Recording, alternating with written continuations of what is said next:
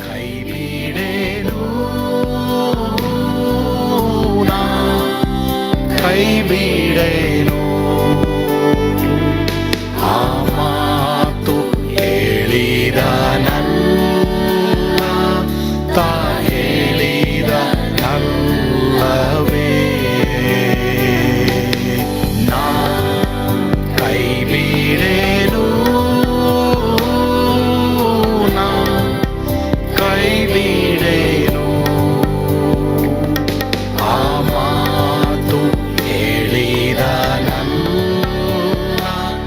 ತಾ ಹೇಳಿದ ನಲ್ಲವೇ. ಯೇಸು ಕೈಬಿಡನು ದೈನಂದಿನ ಸತ್ಯವೇದ ಅಧ್ಯಯನಕ್ಕೆ ನಿಮ್ಮೆಲ್ಲರನ್ನು ಆಹ್ವಾನಿಸುತ್ತೇನೆ. ಇಂದು ನಾವು ಆದಿಕಾಂಡ 32ನೇ ಅಧ್ಯಾಯ 29ರಿಂದ 32ನೇ ವಚನವನ್ನು ಧ್ಯಾನ ಮಾಡೋಣ. ಅಲ್ಲಿ ಅವನನ್ನು ಆಶೀರ್ವದಿಸಿದನು. ಈ ವಾಕ್ಯಗಳು ಓದನ್ವಾ? ಯಾಕೋಬನು ನಿನ್ನ ಹೆಸರನ್ನು ನನಗೆ ತಿಳಿಸಬೇಕು ಸ್ವಾಮಿ ಅಂದಾಗ ಆ ಪುರುಷನು ನಿನ್ನ ಹೆಸರನ್ನು ವಿಚಾರಿಸುವುದೇಕೆ ಎಂದು ಹೇಳಿ ಅಲ್ಲಿ ಅವನನ್ನು ಆಶೀರ್ವದಿಸಿದನು. ಯಾಕೋಬನು ನಾನು ದೇವರನ್ನೇ ಪ್ರತ್ಯಕ್ಷವಾಗಿ ನೋಡಿದ್ದೇನಲ್ಲ, ಆದರೂ ನನ್ನ ಪ್ರಾಣ ಉಳಿದದೆ ಅಂದುಕೊಂಡು ಆ ಸ್ಥಳಕ್ಕೆ ಪೆನಿಯೇಲ್ ಎಂದು ಹೆಸರಿಟ್ಟನು. ಅವನು ಪೆನುವೇಲನ್ನು ದಾಟುತ್ತಿರುವಾಗ ಸೂರ್ಯೋದಯವಾಯಿತು. ಅವನು ತೊಡೆಯ ನಿಮಿತ್ತ ಕುಂಟಿಕೊಂಡು ನಡೆದನು.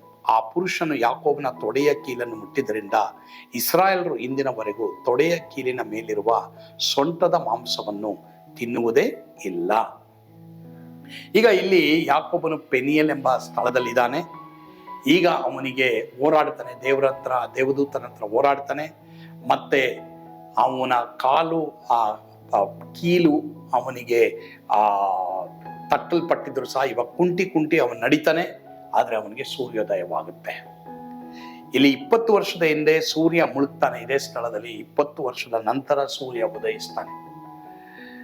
ಈಗ ಇಲ್ಲಿ ಆ ಪುರುಷನು ದೇವದೂತನು ಈ ಯಾಕೋಬನ ತೊಡೆಯನ್ನು ಮುಟ್ಟಿದ್ರಿಂದ ಇಸ್ರಾಯೇಲರು ಇಲ್ಲಿಯವರೆಗೂ ತೊಡೆಯ ಕೀಲಿನ ಮಾಂಸವನ್ನ, ಅವರು ಸೊಂಟದ ಮಾಂಸವನ್ನ ತಿನ್ನೋದಿಲ್ಲ. ಆದರೆ ಇಲ್ಲಿ ಒಂದು ಆತ್ಮಿಕವಾದ ಅರ್ಥ ಏನೆಂಬುದಾಗಿ ನಾವು ನೋಡುವಾಗ ಇವನಿಲ್ಲಿ ದೇವರನ್ನ ನೋಡ್ತಾನೆ. ಪ್ರಿಯ ದೇವರ ಮಕ್ಕಳೇ, ನನಗೆ ಗೊತ್ತಿಲ್ಲ ಎಷ್ಟು ವರ್ಷಗಳ ಹಿಂದೆ ನೀವು ಯಾವ ವಿಷಯದಲ್ಲಿ ಸೋತೋಗಿ ನಿಮಗೆ ಸೂರ್ಯ ಮುಳುಗಿ ಹೋಗಿದೆಯೋ, ಇವತ್ತು ದೇವರು ನಿನಗೆ ಹೇಳ್ತಾ ಇದ್ದಾರೆ, ಸೂರ್ಯ ನಿನಗೆ ಉದಯಿಸ್ತಾನೆ. ಆದ್ರೆ ನೀನೇನ್ ಮಾಡ್ಬೇಕು? ಯಾಕೋಬನ ಹಾಗೆ ನನಗೆ ದೇವರು ಬೇಕು, ನಾನು ದೇವರನ್ನ ನೋಡ್ಬಿಟ್ಟೆ. ಇಷ್ಟು ದಿನ ಅವನು ಹೆಣ್ಣು ಮಾತ್ರವಲ್ಲದೆ ಹೊನ್ನು ಮಾತ್ರವಲ್ಲದೆ ಅವನು ನೋಡ್ತಾ ಇದ್ದಿದ್ದು ಎಲ್ಲ ಬರೀ ದೈಹಿಕವಾದ ವಸ್ತುಗಳೇ. ಅದಕ್ಕಾಗಿ ಅವನು ವಂಚನೆ ಮಾಡಿಕೊಂಡು ಹೋರಾಡ್ತಾನೆ. ಆದ್ರೆ ಈಗ ಮಾತ್ರನೇ ಅವನು ದೇವರನ್ನ ನೋಡಿದ್ರಿಂದ ಅವನನ್ನ ದೇವರು ಆಶೀರ್ವಾದ ಮಾಡ್ತಾನೆ. ನನಗೆ ಗೊತ್ತಿಲ್ಲ, ಕೆಲವು ಕಾರ್ಯಗಳು ನಿಮಗೆ ಕಷ್ಟವಾಗಿರ್ಬೋದು, ತೊಂದರೆ ಆಗಿರ್ಬೋದು. ಆದ್ರೂ ಅದರ ಮಧ್ಯದಲ್ಲಿ ನಿಮ್ಗೆ ದೇವರು ಇದಾರಲ್ಲ, ದೇವರು ಇರೋದೇ ದೊಡ್ಡ ಆಸ್ತಿ. ಪ್ರಿಯರೇ, ಎಲ್ಲ ಚೆನ್ನಾಗಿದ್ದು ದೇವರಿಲ್ಲದೆ ಹೋದ್ರೆ ಪ್ರಯೋಜನ ಇಲ್ಲ. ಆದ್ರೆ ಕೆಲವು ಕಾರ್ಯಗಳು ನಮ್ಮ ಜೀವಮಾನದಲ್ಲಿ ಒಡೆದೋಗಿದ್ರು ಸಹ ನಮಗೆ ದೇವರ ಸನ್ನಿಧಾನ ಇರೋದು ಬಹು ದೊಡ್ಡ ಆಶೀರ್ವಾದ, ದೊಡ್ಡ ಆಸ್ತಿ. ಆ ರೀತಿ ದೇವರನ್ನ ಗಟ್ಟಿಯಾಗಿ ಹಿಡಿದುಕೊಳ್ರಿ. ನಾನು ದೇವರನ್ನ ನೋಡಿದೇನಲ್ಲ ಅನ್ನೋ ಒಂದು ಸಾಕ್ಷಿ ನಿಮಗಿರಲಿ. ನಂಗೆ ದೇವರಿದ್ದಾರೆ ಸಾಕಪ್ಪ ಅನ್ನೋ ಒಂದು ಸಾಕ್ಷಿ ನನಗೆ ಬರಬೇಕು. ಆ ದೇವರ ಪ್ರಸನ್ನತೆಯಿಂದ ನಾನು ನೀನು ತುಂಬಿಕೊಳ್ಳುವುದೇ ಇವತ್ತು ಈ ಲೋಕದ ದೊಡ್ಡ ಐಶ್ವರ್ಯ. ಪ್ರಿಯರೇ, ಯಾಕಂದ್ರೆ ನಮ್ಗೆ ಈ ಲೋಕದಲ್ಲಿ ಏನೆಲ್ಲ ವಸ್ತು ಇದ್ರು ಅದೆಲ್ಲ ಪ್ರಯೋಜನ. ನೋಡಿ, ಈ ಒಂದು ಯಾಕೋಬನಿಗೆ ಏನೆಲ್ಲ ಇತ್ತು ಅದೇ ಅವನಿಗೆ ಪ್ರಯೋಜನವಾಗಿರಲಿಲ್ಲ. ಆದರೆ ಅವನು ಯಾವಾಗ ದೇವರು ನೋಡಿದ್ನೋ ಅವನು ತುಂಬಾ ಸಂತೋಷ ಆಯಿತು. ಆ ತೃಪ್ತಿ, ಆ ಸಂತೋಷ ಕರ್ತನು ನಿಮಗೆ ಉಂಟು ಮಾಡಲಿ. ಆಮೇನ್. ಪ್ರಾರ್ಥಿಸೋಣ. ಒಂದು ವೇಳೆ ಇವತ್ತು ದೇವರಿಲ್ಲ, ನಿಮ್ಮ ಹೃದಯದಲ್ಲಿ ಅಸಮಾಧಾನ ಇದೆಯಾ, ಸಮಾಧಾನ ಕಳ್ಕೊಂಡಿದ್ದೀರಾ, ಯೇಸುವಿಗೆ ನಿಮ್ಮ ಹೃದಯವನ್ನು ಕೊಡಿ. ಅವರ ಹಿಂಬಾಲಿಸಕ್ಕೆ ತೀರ್ಮಾನ ಮಾಡಿ ಪ್ರಾರ್ಥನೆ ಮಾಡ್ತೀನಿ. ಪರಮ ಪ್ರೀತಿಯುಳ್ಳ ತಂದೆ ಆದವರೇ, ನಿಮಗೆ ಸ್ತೋತ್ರ. ಇವತ್ತು ಒಂದು ವೇಳೆ ಯಾರ ಹೃದಯದಲ್ಲಿ ಎಲ್ಲ ಖಾಲಿಯಾಗಿ ಬರಿದಾಗಿ ಯಾರು ಬಂದಿದ್ದಾರೋ, ಇವತ್ತು ನಿನ್ನ ಪ್ರಸನ್ನತೆ ಅವರನ್ನು ತುಂಬಲಿ ಅಪ್ಪ. ಯಾಕಂದ್ರೆ ದೇಹದ ಆಸೆಗಳು, ಕಣ್ಣಿನ ಆಸೆಗಳು, ಲೋಕದ ಕಾರ್ಯಗಳು ಇವೆಲ್ಲ ತಂದೆ ಆದೇವರೇ ಬರೀ ಮಾಯಪ್ಪ. ಆದ್ರೆ ನಿನ್ನ ವಾಕ್ಯಕ್ಕೆ ವಿಧೇಯರಾಗಿ ನಡೆಯೋದು, ದೇವರೇ ನಿನಗೆ ಮೆಚ್ಚುಗೆ ಆದ ರೀತಿಯಲ್ಲಿ ನಡೆಯೋದು, ನಿನ್ನನ್ನ ಮೆಚ್ಚಿಸೋದು, ದೇವರೇ ನಿನ್ನ ನಂಬೋದು, ನಿನ್ನ ಹಿಂಬಾಲಿಸೋದು ನಮಗೆ ತೃಪ್ತಿಯಾಗಿದೆ. ಆ ತೃಪ್ತಿ, ಸಮಾಧಾನ ಎಲ್ಲರಿಗೂ ಕೊಡಪ್ಪ. ಸ್ತುತಿ, ಘನ, ಮಾನ, ಮಹಿಮೆ ನೀವೊಬ್ಬರೇ ಹೊಂದಿಕೊಳ್ರಿ ಸ್ವಾಮಿ. ಯೇಸುವಿನ ಹೆಸರಿನಲ್ಲಿ ಪ್ರಾರ್ಥಿಸ್ತೇವೆ ದೇವರೇ, ಆಮೇನ್. God bless you. ಸ್ವರ್ಗದ ಆನಂದ ನಿಮ್ಮೆಲ್ಲರನ್ನು ತುಂಬಿ ತುಳುಕಲಿ. ಆಮೇನ್.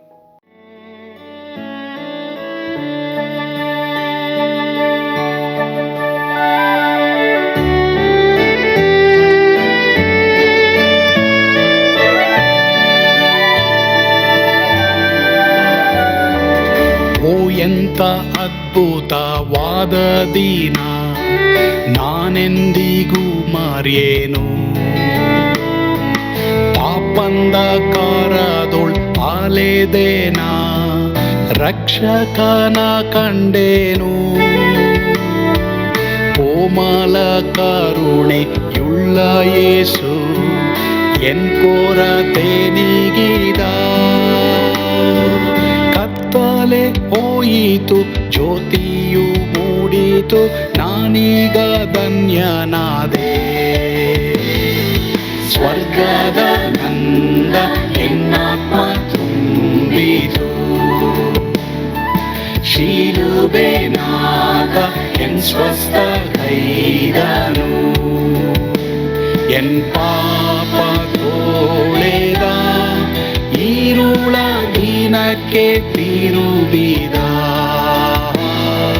ಸ್ವರ್ಗದ ನಂದ ಎನ್ನಾತ್ಮ ತುಂಬಿತು.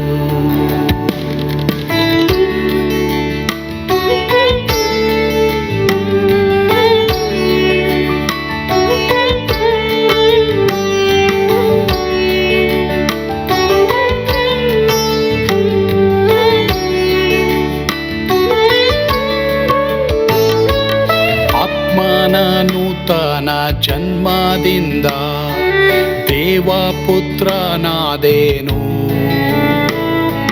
ನೀತಿ ನಿರ್ಣಯವ ಹೊಂದಿದೇನು, ಭಾಗ್ಯವಂತನಾದೇನು. ಪಾಪಾತ್ಮನಾಗಿ ನಾ ಬಂದಾಗಲೇ ಆಶೀರ್ವಾದ ಸಿಕ್ಕಿತು. ಕೃಪೆಯ ಮೂಲವೇ ರಕ್ಷಣೆ ಹೊಂದಿದೆ, ಸುನಾಮ ಕೊಂಡಾಡುವೆ. ಸ್ವರ್ಗದ ನಂದ ಎನ್ನಾತ್ಮ ತುಂಬಿತು, ಶಿಲುಬೆನಾಗ ಎನ್ ಸ್ವಸ್ಥ ಕೈದನು. ಎನ್ ಪಾಪ ತೋಳೆದ, ಈರುಳ ದಿನಕ್ಕೆ ತಿರುಗಿದ. ಸ್ವರ್ಗದ ನಂದ ಎನ್ನಾತ್ಮ ತುಂಬಿತು.